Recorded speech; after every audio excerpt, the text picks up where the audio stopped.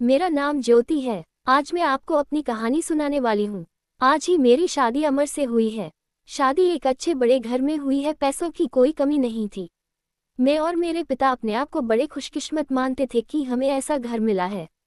सभी रिश्तेदार भी कह रहे थे कि ज्योति के तो भाग खुल गए, किस्मत वाली है।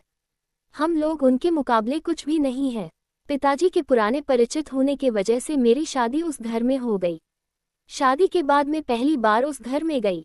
घर में जाते ही मुझे पता चला कि वो लोग कितने बड़े हैं। घर बहुत बड़ा था। पहली बार था जब उनका घर मैंने देखा था। सब कुछ बहुत अच्छा था। सुहागरात का समय आ गया, लेकिन उसके पहले मेरी सास और ननंद मुझे अकेले में ले गई। मेरे समझ नहीं आया, मुझे लगा कुछ बात करना होगी। उनके चेहरे उतरे हुए और डरे हुए थे, जैसे कि कोई बात वो मुझसे करना चाहते हो। मैंने उन्हें पूछा, क्या हुआ, आप दोनों इतने डरे हुए क्यों हो? मेरी सास बोली, बेटा हम तुम्हें कुछ बताना चाहते हैं, लेकिन तुम ये सुनकर हिम्मत रखना। साथ ही मेरी ननंद भी बोली कि अब हम जो तुम्हें बताने वाले हैं वो बात हम तीनों के बीच में ही रखना। ये बड़ा घर है, यहाँ बात फैलते ज़्यादा समय नहीं लगता, और वो बात सबके सामने आ गई तो हमारे घर की इज्जत मिट्टी में मिल जाएगी। अब तुम इस घर की बहू और तुम्हें इस घर का मान रखना होगा। उनकी बातें सुनकर मैं सच में थोड़ा डर गई। मुझे समझ नहीं आ रहा था कि वो लोग क्या बोलना चाह रहे हैं। मैंने कहा, आप बताएं मुझे क्या बात क्या है? मेरी सास बोली कि बहू मेरा बेटा मर्द नहीं है। उनकी यह बात सुनकर मेरे होश उड़ गए। उन्होंने कहा कि मैं जानती हूँ कि तुम सोच रही होंगी कि फिर हमने तुम्हें क्यों फंसाया, लेकिन हमारी भी मजबूरी है, हम ये बात ऐसे बता नहीं सकते थे, वरना सभी को पता चल जाएगी। मेरा बेटा रात में अक्सर बाथरूम में ही रहता है। पता नहीं वहाँ क्या करता, जब भी उसे पूछो तो यही कहता है कि उसका पेट खराब है। कमरे में जाने के पहले अपने पति के लिए यह बातें सुनकर मुझे समझ नहीं आ रहा था कि मैं क्या करूं। मेरी ननंद कहती है कि तुम उससे बात करना, थोड़ा समय उसके साथ बिताओ, फिर उससे खुलकर बात करो, अगर कुछ हो सकता है तो हम जरूर करेंगे। हम तुम्हारे साथ हैं, तुम्हें अकेला नहीं छोड़ेंगे। सुहागरात वाली रात यह सब सुनकर मैं अपने कमरे में जा रही थी। मुझे अब डर लगने लगा था। मैं कमरे में यही सब सोच रही थी कि मेरे पति अमर कमरे में आए। कमरे का दरवाजा बंद किया और दरवाजे से ही पेट पर हाथ लगाते हुए आए, बिस्तर पर मेरी तरफ पीठ करके बैठे और बोले कि उनका पेट खराब। और कुछ ही सेकंड में वो उठकर बाथरूम में चले गए। बिल्कुल वैसा ही हुआ जैसा कि मेरी सास ने मुझसे कहा था। पेट खराब हो तो थोड़ी देर बाद वो बाथरूम से बाहर आ जाते, लेकिन वो करीब 1 घंटे तक बाथरूम में ही रहे। मैं बाहर चुपचाप अपने बिस्तर पर बैठी रही। उन्हें मैंने आवाज भी नहीं दी। बस यही सब सोचते सोचते मैं बिस्तर पर लेट गई। करीब 2 घंटे बाद वो बाथरूम से निकले। मेरा अब उनसे बात करने का मन ही नहीं था। मुझे लगा कि मेरे साथ धोखा किया गया।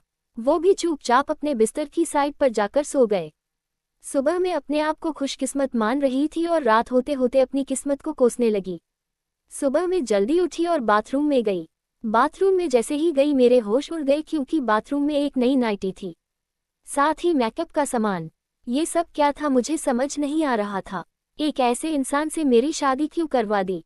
सुबह मेरी सास और ननंद ने मुझसे पूछा, क्या हुआ बेटी रात में? मैंने कहा, वही जो आपने बताया था। ये कहकर मैं रोने लगी।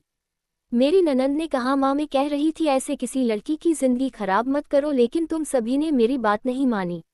अब ये क्या ऐसे ही घुट घुट कर यहाँ रहेगी? मेरी सास बोली कि बेटा तू जो भी फैसला लेंगी हम तेरे साथ है, लेकिन तुझे यह वचन देना होगा कि ये राज तेरे मुंह से नहीं निकलेगा। अगली रात फिर वो कमरे में आए। मुझे अब उनकी तरफ देखने का भी मन नहीं हो रहा था। मैं चुपचाप अपना बिस्तर करके अपनी साइड पर सो गई, क्योंकि अब बात करने को रखा क्या था। उन्होंने भी अभी तक कुछ बात नहीं की, उसकी वजह भी मैं जानती थी। थोड़ी देर वो बिस्तर पर बैठे रहे और फिर उठकर वो बाथरूम में चले गए। मैं समझ गई थी कि वो क्या करने गए हैं। थोड़ी देर बाद बाथरूम से चीजें गिरने की आवाज आने लगी। कुछ टूटने की थोड़ी देर बाद आवाज रुकी और इस बार वो जल्दी ही बाथरूम से बाहर आ गए। आकर बिस्तर पर सो गए। हमारे बीच कोई बात नहीं हो रही थी। मैं तो ये सोच रही थी कि मैं क्या करूं।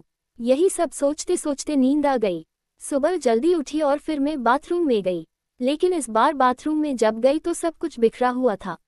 नई नाइटी को फाड़ दिया था, मेकअप का सामान बिखरा हुआ था। बाथरूम में कचरे में एक कागज भी था जिस पर लिखा था, टू माई ब्यूटीफुल वाइफ। मेरे मन में अब शक आया कि ये सामान और कपड़े कहीं मेरे लिए तो इन्होंने नहीं रखे।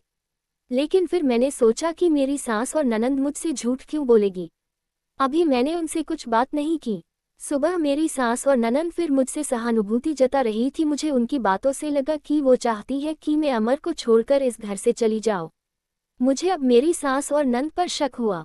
मैंने घर की पुरानी नौकरानी से बात की। मैंने बातों बातों उससे पूछा कि अमर कैसे है।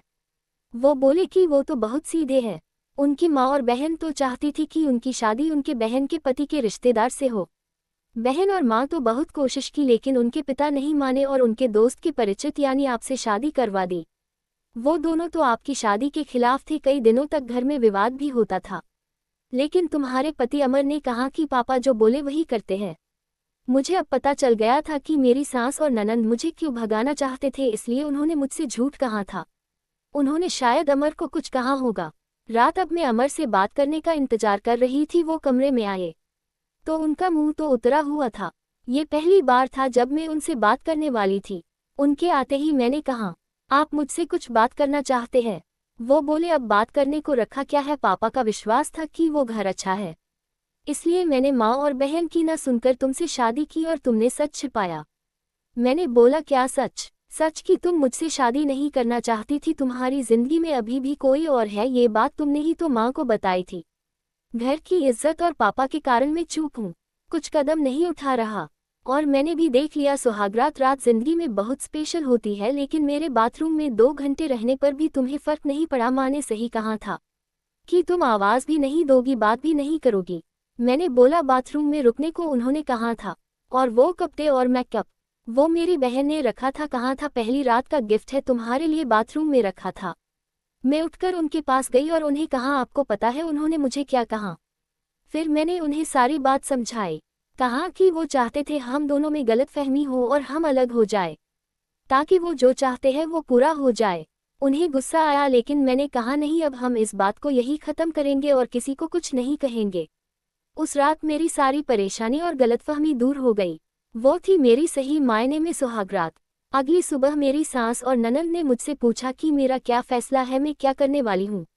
मैंने कहा कि मैं आप दोनों को माफ़ करके एक नई शुरुआत करना चाहती हूँ। आपको मुझसे कोई शिकायत नहीं होगी। मैं एक बहुत अच्छी बहू बनकर दिखाऊंगी। मेरे चेहरे पर मुस्कान देखकर उनके चेहरे उतर गए। ननंद तो उसी दिन अपने घर चली गई। मैं और मेरे पिता अपने आप को बड़े खुशकिस्मत मानते थे कि हमें ऐसा घर मिला है। सभी रिश्तेदार भी कह रहे थे कि ज्योति के तो भाग खुल गए, किस्मत वाली है। हम लोग उनके मुकाबले कुछ भी नहीं है। पिताजी के पुराने परिचित होने के वजह से मेरी शादी उस घर में हो गई। शादी के बाद मैं पहली बार उस घर में गई। घर में जाते ही मुझे पता चला कि वो लोग कितने बड़े हैं। घर बहुत बड़ा था। पहली बार था जब उनका घर मैंने देखा था। सब कुछ बहुत अच्छा था। सुहागरात का समय आ गया, लेकिन उसके पहले मेरी सास और ननंद मुझे अकेले में ले गई। मेरे समझ नहीं आया, मुझे लगा कुछ बात करना होगी। उनके चेहरे उतरे हुए और डरे हुए थे, जैसे कि कोई बात वो मुझसे करना चाहते हो। मैंने उन्हें पूछा, क्या हुआ, आप दोनों इतने डरे हुए क्यों हो? मेरी सास बोली, बेटा हम तुम्हें कुछ बताना चाहते हैं, लेकिन तुम ये सुनकर हिम्मत रखना। साथ ही मेरी ननंद भी बोली कि अब हम जो तुम्हें बताने वाले हैं वो बात हम तीनों के बीच में ही रखना। ये बड़ा घर है, यहाँ बात फैलते ज़्यादा समय नहीं लगता, और वो बात सबके सामने आ गई तो हमारे घर की इज्जत मिट्टी में मिल जाएगी। अब तुम इस घर की बहू और तुम्हें इस घर का मान रखना होगा। उनकी बातें सुनकर मैं सच में थोड़ा डर गई। मुझे समझ नहीं आ रहा था कि वो लोग क्या बोलना चाह रहे हैं। मैंने कहा, आप बताएं मुझे क्या बात क्या है? मेरी सास बोली कि बहू मेरा बेटा मर्द नहीं है। उनकी यह बात सुनकर मेरे होश उड़ गए। उन्होंने कहा कि मैं जानती हूँ कि तुम सोच रही होंगी कि फिर हमने तुम्हें क्यों फंसाया, लेकिन हमारी भी मजबूरी है, हम ये बात ऐसे बता नहीं सकते थे, वरना सभी को पता चल जाएगी। मेरा बेटा रात में अक्सर बाथरूम में ही रहता है। पता नहीं वहाँ क्या करता, जब भी उसे पूछो तो यही कहता है कि उसका पेट खराब है। कमरे में जाने के पहले अपने पति के लिए यह बातें सुनकर मुझे समझ नहीं आ रहा था कि मैं क्या करूं।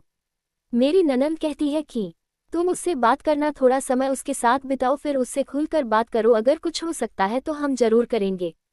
हम तुम्हारे साथ हैं, तुम्हें अकेला नहीं छोड़ेंगे। सुहागरात वाली रात यह सब सुनकर मैं अपने कमरे में जा रही थी। मुझे अब डर लगने लगा था। मैं कमरे में यही सब सोच रही थी कि मेरे पति अमर कमरे में आए। कमरे का दरवाजा बंद किया और दरवाजे से ही पेट पर हाथ लगाते हुए आए, बिस्तर पर मेरी तरफ पीठ करके बैठे और बोले कि उनका पेट खराब। और कुछ ही सेकंड में वो उठकर बाथरूम में चले गए। बिल्कुल वैसा ही हुआ जैसा कि मेरी सास ने मुझसे कहा था। पेट खराब हो तो थोड़ी देर बाद वो बाथरूम से बाहर आ जाते, लेकिन वो करीब 1 घंटे तक बाथरूम में ही रहे। मैं बाहर चुपचाप अपने बिस्तर पर बैठी रही। उन्हें मैंने आवाज भी नहीं दी। बस यही सब सोचते सोचते मैं बिस्तर पर लेट गई। करीब 2 घंटे बाद वो बाथरूम से निकले। मेरा अब उनसे बात करने का मन ही नहीं था। मुझे लगा कि मेरे साथ धोखा किया गया। वो भी चुपचाप अपने बिस्तर की साइड पर जाकर सो गए। सुबह मैं अपने आप को खुशकिस्मत मान रही थी और रात होते होते अपनी किस्मत को कोसने लगी। सुबह मैं जल्दी उठी और बाथरूम में गई। बाथरूम में जैसे ही गई मेरे होश उड़ गए, क्योंकि बाथरूम में एक नई नाइटी थी, साथ ही मेकअप का सामान। ये सब क्या था मुझे समझ नहीं आ रहा था। एक ऐसे इंसान से मेरी शादी क्यों करवा दी। सुबह मेरी सास और ननंद ने मुझसे पूछा, क्या हुआ बेटी रात में। मैंने कहा वही जो आपने बताया था। ये कहकर मैं रोने लगी। मेरी ननंद ने कहा, माँ मैं कह रही थी ऐसे किसी लड़की की जिंदगी खराब मत करो, लेकिन तुम सभी ने मेरी बात नहीं मानी। अब ये क्या ऐसे ही घुट घुट कर यहाँ रहेगी।